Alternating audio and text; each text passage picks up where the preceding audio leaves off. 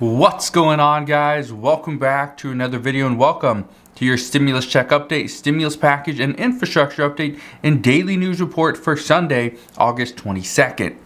Now, yesterday I told you guys that we're going to see more updates, we're going to see more information, we're going to see a lot more coming out of the House of Representatives very soon. Well, tomorrow is going to be the big day. The House of Representatives will be back in Washington tomorrow. They're expecting a vote on the $3.5 trillion infrastructure bill. That is the budget resolution bill. They want to vote on that on Tuesday. So there's going to be big things happening this week. Well, there's something else that happened this past week that I want to bring to your attention. It's something that billionaire Elon Musk said. Elon Musk, he believes that there will be a need for universal basic income in the near future. And he says that robots are going to take over people's jobs. He said that when robots begin to take over Americans' jobs, their income will need to be guaranteed. Now, even though Elon Musk, he's a billionaire, he really has no say in what laws pass.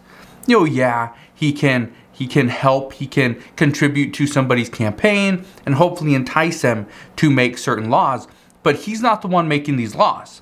Now, this talk, this statement from Elon Musk, this had a lot of people speculating that universal basic income, when it comes, it's going to be funded by millionaires and billionaires. Exactly who's going to fund the $3.5 trillion infrastructure bill? What we have heard from many lawmakers is that right now, jobs are not being taken away from people as quickly as they would need to be in order to consider universal basic income. So even though some lawmakers have proposed universal basic income, okay, remember we saw that proposal a couple weeks ago, where the representative was proposing a $1,200 per month universal basic income or guaranteed income program. And that was going to go into effect in like 2028. But what you need to keep in mind is that these are the programs that we are going to see. We're going to see more pilot programs pop up. And more people across the United States are going to see some form of universal basic income. However, and here's the big difference, lawmakers are saying that these universal basic income programs are going to happen in cities, counties, and states where we're seeing more technology. It's more technology driven. Robots, okay? They are taking over jobs. We are seeing factory workers replaced by machinery. And as more and more people lose their jobs, then we will see more and more people actually receive universal basic income. So I just wanted to point that out because I know a lot of people right now are throwing this out there that we're going to see universal basic income. No, we're going to see pilot programs. We're going to see different ideas. And this is where the child tax credit payment comes in, because this is essentially the exact same thing. This is an idea that has came to fruition. We're seeing this right now. We're seeing all the work that was put into this, and it is helping. So that shows that yes, universal basic income could be here to stay in the near future. But some say universal basic income on a federal level to everybody in the United States, this probably will not happen for multiple decades. But again, we will wait and see.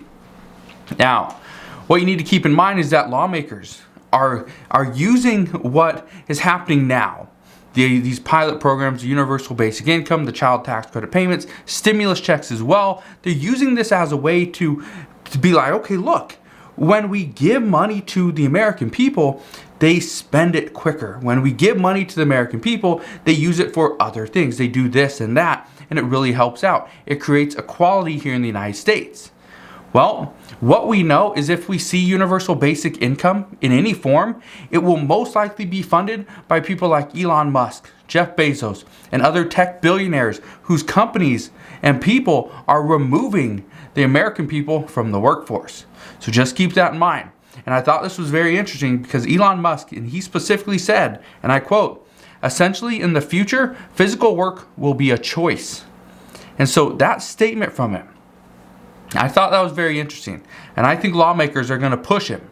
I think lawmakers are going to take that statement and run with it and make sure Elon Musk, Jeff Bezos, and other billionaires are going to pay their fair share in taxes in this next bill. So, here's something else I want to bring up. How does this impact the next infrastructure package?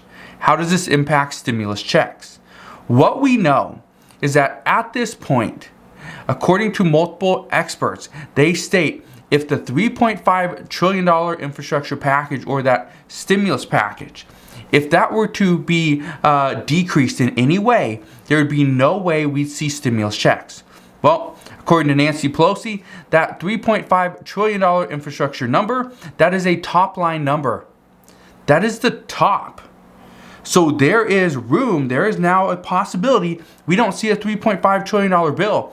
It could potentially come down in order to get representatives in the House on board as well. And so that's not looking good. So, what does the talks from Elon Musk and the statement from Nancy Pelosi have to do with stimulus checks? Well, as far as Elon Musk, universal basic income is not going to do anything for stimulus checks because universal basic income from a federal level isn't going to happen for years or decades. So it's not something that's going to impact a decision on stimulus checks right now.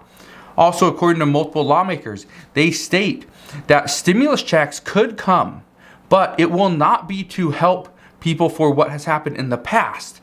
The next stimulus check, if we see it, again, big if we see it, it would be because COVID cases are increasing, the vaccinations aren't working as effectively as they should. There might need to be some other form of a booster. We might need to go back to the drawing board, figure out a better vaccine for the Delta COVID variant, but that would have to happen just as quickly as the last vaccine because the Delta COVID variant could easily change. It could mutate, and as it does, then obviously the vaccine might have to change as well. So, there's a lot of discussions there. But some people say additional assistance is needed. We need to see more assistance because the government at some point will need to recommend certain states shut down. They have a lockdown. Mississippi is seeing a lot of cases. Texas, Florida, all seeing a decent amount of cases. Everywhere throughout the United States is seeing a surge in COVID cases due to the Delta COVID variant. However, the Biden administration, President Biden, have stated multiple times they will not enforce another lockdown, that the vaccination rates and the vaccinations are doing their job, so we shouldn't have to lock down like we did back in 2020. That is good news. But just keep in mind, they would recommend certain states lock down. So again, this could be very interesting as some people could potentially just flee the state, leave the state, go somewhere else, go to a different state that isn't locked down. We saw this exact same thing when tourists, instead of going to California this year over the summer for their summer break and vacations, they decided, let's go to Florida. Let's go to Florida because Florida is fully open. California still had restrictions. So we will see what happens there. Now, regarding Nancy Pelosi, she stated yesterday in a letter to colleagues that the $3.5 trillion budget reconciliation bill will be a top-line number. She said that this is an agreement that Democrats have with the Senate and they will honor that number. She also stated that the House's goal is to have both of these, the $1.2 and the $3.5 trillion infrastructure bills. She wants to have these passed by October 1st. Well, we are like a month and a half away, less than that. But it's at this time that Representative Josh Gottheimer, he is threatening to block the $3.5 trillion budget resolution. Him, as well as many others, they want to see the bipartisan bill pass first. They want to see this because that was the agreement that moderates had with Democrats and with the Republicans is let's get this done. But according to a few people, they are in multiple reports, they are saying that right now the moderates in the House and the Senate, they're actually threatening to hold up the $3.5 trillion bill. But at the same time, it's because Republicans want them to. They do not want to pass this bill. They want to make sure it's delayed at whatever cost. So, according to reports, Nancy Pelosi is going to be sticking with progressives who are demanding that both bills pass at the exact same time to ensure that more relief goes to the American people. Nancy Pelosi said, and I quote, "Any delay to passing the budget resolution threatens the timetable for delivering the historic progress and the transformative vision that Democrats share." Which, yes, any delay is obviously going to cause, the timetable to be pushed back. And obviously that's the case with anything. We saw this last year when Nancy Pelosi did the exact same thing. And now she's saying, no, let's not create delays. Let's just get this passed. The problem with the representatives in the House, the Democrats, is that they're pretty much being asked to rubber stamp this bill, this $1.2 trillion bill. They don't want any, or at least the Senate, doesn't want the House of Representatives to create any issues, to create any new amendments, to modify this bill whatsoever. Just pass it, get it done, so it can be sent over to President Biden for a signature. But that's where Democrats and mainly progressives are saying, that's not how we do things. We're going to make the best bill for us. We're going to make the best bill for the American people. And then if that passes and there's amendments, then we'll send it back to the Senate. We'll do this whole thing all over again. But that's where senators are saying, no, this was tough to pass the first time. Let's not make it even tougher the second time. So we'll see. But the big news tomorrow is that we could see the FDA fully approve the Pfizer-BioNTech vaccine. If this happens, according to experts, they anticipate there will be more vaccine mandates across the United States. We're seeing this in some cases. Okay, we're seeing this in some places where in order to go to a certain event, you have to show proof of a vaccine. Okay, so we could see this. Experts also anticipate vaccination rates are going to skyrocket. They say this must happen before we can get out of this pandemic. Not only do we need to see the FDA fully approve the vaccine, we also need to see children under the age of 12 be eligible to receive the vaccine. We also need to be able to get to the point where vaccine mandates are not something that we push back against. It's just, okay, you need a vaccine to get into this business or get into this venue or whatever, sporting event. Here's the proof. All right, I'm good. I can go through.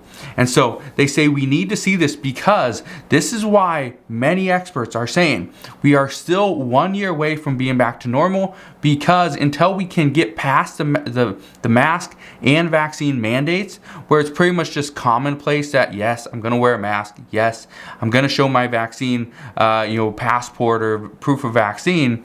They say this is what we have to do probably for the next year just to make sure we can get back to normal as quickly as possible. So that's what we know right now. But as always, as I know more, I promise I'll come back on and fill you in on all the latest news and updates. Just want to thank you guys for watching. Have a wonderful rest of your Sunday. Consider subscribing, and I'll see you guys on the next one.